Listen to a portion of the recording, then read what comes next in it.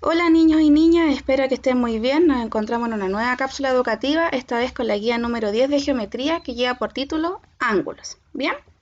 Entonces, el objetivo de esta guía es comprender el concepto de ángulos, clasificar ángulos y medir ángulos. Por lo tanto, vamos a necesitar nuestro transportador.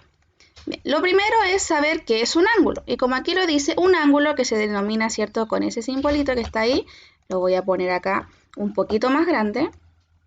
Ahí, así, eso significa ángulo. Es la abertura formada por dos rayos que comparten un mismo origen llamado vértice. Bien, cada rayo se denomina lado del ángulo.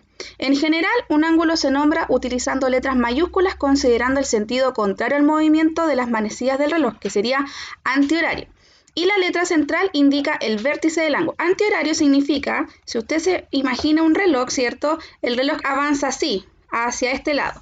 Bien, antihorario significa que es hacia el otro lado. Bien, se abre hacia el otro lado el ángulo y por lo tanto las letras también se mencionan en ese mismo sentido. Bien, aquí tenemos dos ejemplos. Si se da cuenta, la flechita me indica que se abre hacia acá, por lo tanto ECD, ¿ya? Hacia acá se nombra y la letra central siempre es el vértice.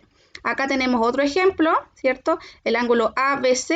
Si se dan cuenta, la flechita también me indica el sentido antihorario. Bien, entonces, con eso vamos a hacer, ¿cierto?, nuestro primer ítem, el cual nos pide identificar los elementos que componen cada ángulo. Bien, para el ángulo PAL,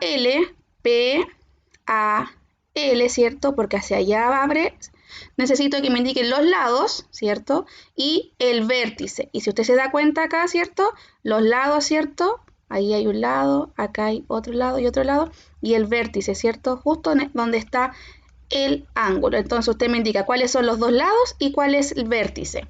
Letra B, cuáles son los dos lados, cuál es el vértice. Y letra C, cuáles son los dos lados y cuál es el vértice. Bien. ¿Cómo se mide un ángulo? Bien, para medirlo, como le dije inicialmente, se utiliza el transportador.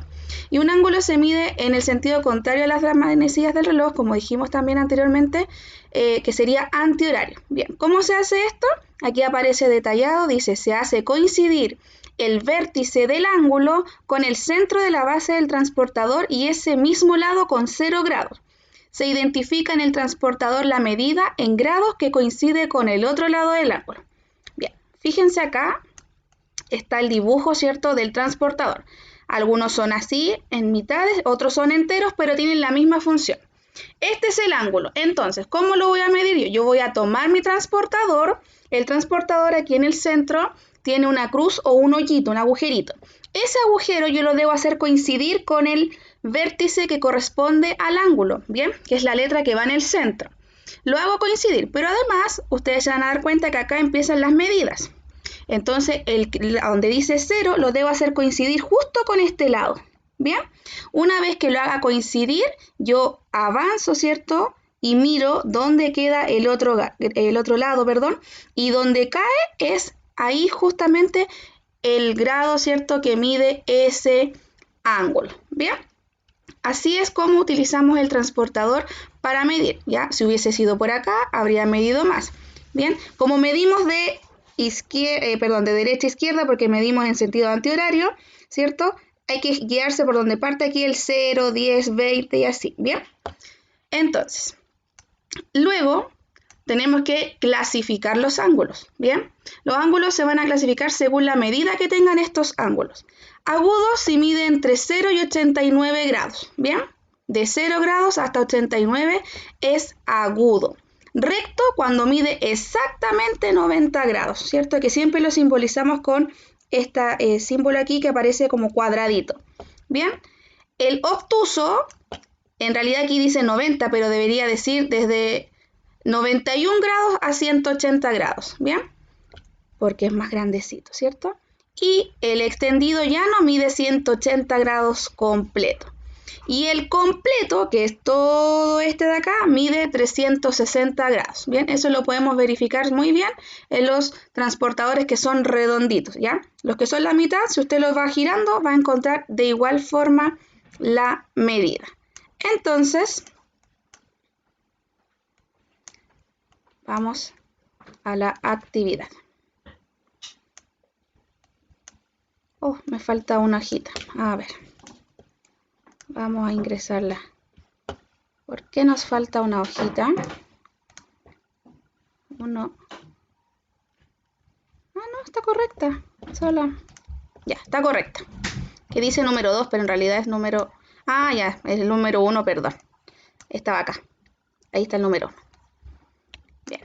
Entonces, nuestro segundo ejercicio dice, utiliza el transportador para medir cada ángulo. Recuerde, como se vio aquí, ¿cierto? El centro del transportador lo coloco, ¿cierto?, en el vértice y lo alineo, ¿cierto?, el 0 a ese lado. Bien, por ejemplo, acá voy a sentar aquí, alineo acá y veo cuánto mide acá y marco aquí, ¿cierto? Cuando veo cuánto es, escribo. Si mide 45, 54, 60, bien, lo más cercano posible, ¿bien? Con estos 4 ejercicios. Luego, el número 3 dice, utiliza el transportador para medir cada ángulo, luego clasifícalo, ¿bien? Lo vamos a clasificar de acuerdo a lo que vimos aquí recientemente.